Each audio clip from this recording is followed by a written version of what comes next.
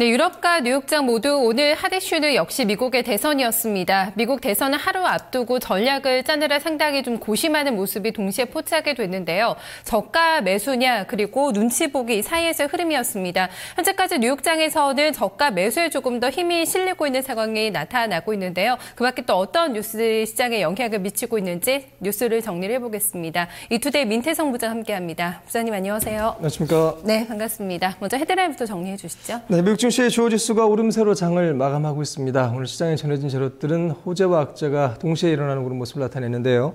먼저 미국의 ISM 서비스업 지수는 예상에 미치지 못했습니다. 서비스업황이 기대에 미치지 못하고 있다는 불안감도 커졌습니다.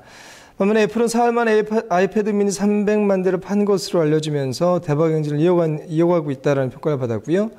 워런 버핏 버크셔 해서웨이 회장이 대형 M&A에 나설 준비가 되어 있다는 보도가 잇따라 나오면서 M&A 시장에 대한 기대감도 커졌습니다. 유럽에서는 그리스의 긴축한 표결을 앞두고 긴장감이 흘렀습니다. 네, ISM 서비스업 지수가 나왔는데 예상보다는 좀 저조하게 결과가 발표가 됐죠? 네, 미국 공급관리자협회가 10월 비제조업 지수, 서비스업 지수를 공개했습니다. ISM에 따르면 54.2를 기록을 해서 시장 전망치는 54.5에는 미치지 못했습니다.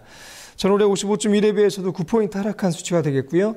전문가들은 유틸리티라든가 소매, 주택, 헬스케어 같은 미국 경제 90%를 담당하는 서비스업황이 기대에 미치지 못했다는 사실에 주목했습니다. 네, 오늘 지수가 조용하다 보니까 종목별 움직임에 더 주목을 하게 됐는데요. 애플이 반등을 했습니다. 아이패드 미니가 예상보다는 그래도 좀 잘 팔리고 있는 것 같더라고요. 네, 애플이 지난 2일 출시했던 아이패드 미니와 4세대 아이패드가 출시 4일 만에 300만 대가 팔린 것으로 집계가 됐습니다.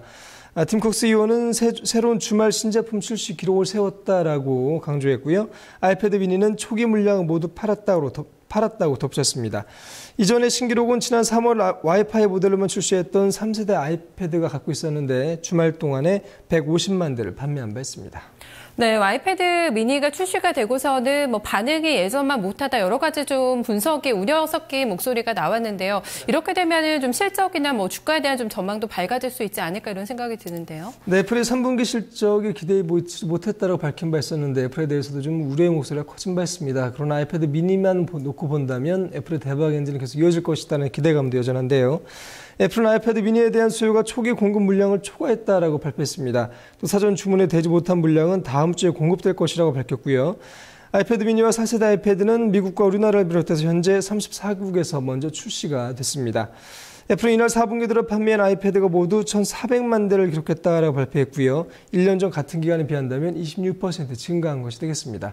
오늘 애플의 주가는 1.5% 오르면서 장을 마감하고 있습니다. 네, 지금 미국에서는 버핏의 실탄이 늘어났다 이런 얘기가 나오면서 M&A에 대한 좀 기대감도 다시 커지고 있는 분위기인데요. 어떤 내용인가요? 네, 버핏의 워런 버크셔 해서웨이가 지난 주말에 실적을 공개한 바 있습니다. 공시에 따르면 버크셔 해서웨이의 현금 보유량이 무려 480억 달러에 달하는 것으로 알려졌는데요. 전문가들은 버핏의 M&A 이른바 코끼리 사냥이 임박한 것이 아니냐라는 기대감을 나타내고 있습니다.